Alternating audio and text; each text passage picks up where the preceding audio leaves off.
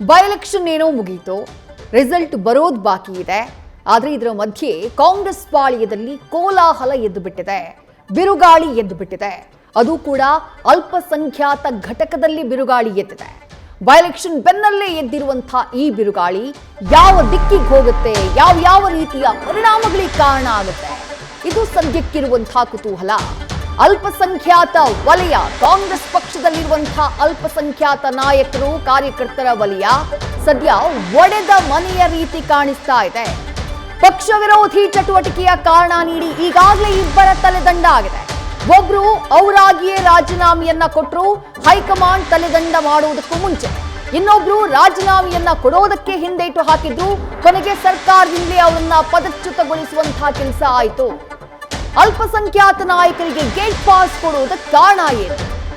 ಅಬ್ದುಲ್ ಜಬ್ಬಾರ್ ರಾಜ್ಯ ಅಲ್ಪಸಂಖ್ಯಾತ ಘಟಕದ ಅಧ್ಯಕ್ಷರಾಗಿದ್ದವರು, ಅವರ ಮೇಲೆ ಕ್ರಮ ಆಗಿದೆ. ನಜೀರ್ ಅಹಮದ್ ಮುಖ್ಯಮಂತ್ರಿಗಳ ರಾಜಕೀಯ ಕಾರ್ಯದರ್ಶಿ MLC, ಅವ್ರ ಮೇಲೆ ಕ್ರಮ ಆಗಿದೆ. ದಾವಣಗೆರೆ ದಕ್ಷಿಣದಲ್ಲಿ ಸೋತ್ರೆ ಅದಕ್ಕೆ ಹೊಣೆ ಯಾರು? ಗೆಲ್ಲಿಸೋ ಹೊಣೆ ನಮ್ದಲ್ಲ ಅಂತ ಹೇಳಿ ಜಾರಿಕೊಂಡಿದ್ದಾರೆ ಇವತ್ತು ಜಮೀರ್ ಅಹಮದ್ ಖಾನ್. ಈ ಕಾಂಟ್ರವರ್ಸಿ ಎದ್ದಂತಹ ನಂತರದಲ್ಲಿ ಜಮೀರ್ ವಿರುದ್ಧವೂ ಕೂಡ ಆಕ್ರೋಶ ವ್ಯಕ್ತವಾಗಿತ್ತು, ಅಸಮಾಧಾನ ವ್ಯಕ್ತವಾಗಿತ್ತು. ಸಚಿವರಾಗಿರುವಂತಹ ಜಮೀರ್ ಅಹಮದ್ ಖಾನ್ ಅವರ ವಿರುದ್ಧವೂ ಕ್ರಮ ಆಗಬಹುದು ಅನ್ನುವಂತಹ ಚರ್ಚೆಗಳು ಕಾಂಗ್ರೆಸ್ ಪಾಳ್ಯದಲ್ಲೇ ಕೇಳಿ ಬಂದಿತ್ತು. ಆದರೆ ಪ್ರತಿಕ್ರಿಯೆಗೆ ಸಚಿವ ಜಮೀರ್ ಅಹಮದ್ ಖಾನ್ ಸಿಕ್ಕಿರಲಿಲ್ಲ. ಇವತ್ತು ಪ್ರತಿಕ್ರಿಯೆ ನೀಡೋದಕ್ಕೆ ಸಿಕ್ಕಂತವ್ರು ಹೇಳಿದ್ದೇನು?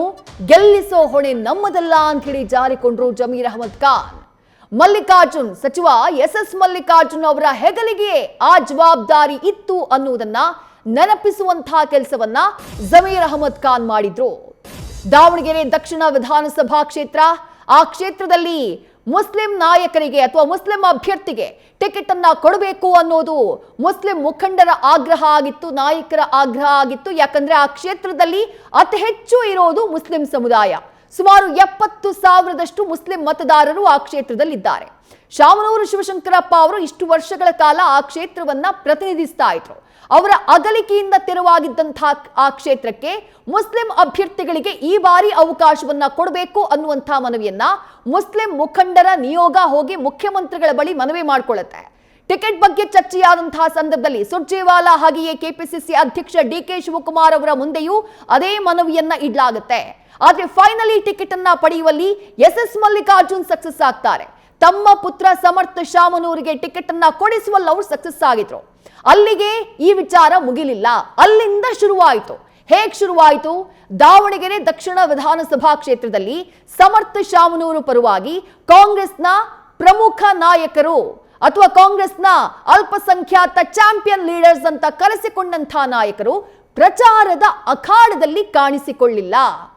ಅವರು ಕಾಣಿಸಿಕೊಳ್ಳದೇ ಇದ್ದಿದ್ದು ಅದು ಒಂದು ಪಾಯಿಂಟ್ ಮಾತ್ರ ಅಲ್ಲ, ಯಾರು ಇತರ ಮುಸ್ಲಿಂ ಅಭ್ಯರ್ಥಿಗಳು SDPI ನಿಂದ ನಿಂತಿದ್ರು, ಪಕ್ಷೇತರವಾಗಿ ನಿಂತಿದ್ರು, ಅವರಿಗೆ ಫಂಡಿಂಗ್ ಮಾಡುವಂತಹ ಕೆಲಸ ಆಗಿದೆ ಚುನಾವಣಾ ಅಖಾಡದಲ್ಲಿ ಅನ್ನೋದು ಕೇಳಿ ಬರ್ತಾ ಇರುವಂತಹ ಆರೋಪ. ಆ ಕಾರಣಕ್ಕಾಗಿನೇ ಅಬ್ದುಲ್ ಜಬ್ಬಾರ್, ನಜೀರ್ ಅಹಮದ್ ಹಾಗೆ ಜಮೀರ್ ಅಹಮದ್ ಅವರ ವಿರುದ್ಧ ಆಕ್ರೋಶ ವ್ಯಕ್ತವಾಗಿದ್ದು, ಅಬ್ದುಲ್ ಜಬ್ಬಾರ್ ಅವರಾಗಿ ರಾಜೀನಾಮೆಯನ್ನ ಕೊಟ್ಟಿದ್ದಾರೆ. ನಜೀರ್ ಅಹಮದ್ ಅವರನ್ನ ಅವರ ಸ್ಥಾನದಿಂದ ಬಿಡುಗಡೆಗೊಳಿಸಲಾಗಿದೆ. ಮುಂದಿರೋದು ಜಮೀರ್ ಅಹಮದ್ ಖಾನ್ ಅವರು, ಅವರ ವಿರುದ್ಧವೂ ಆಕ್ರೋಶ, ಅಸಮಾಧಾನ ಇದೆ. ನ್ಯೂಸ್ ಫಸ್ಟ್ ನಿರ್ಭೀತಿಯಿಂದ ನಿಮ್ಮ ಪರವಾಗಿ.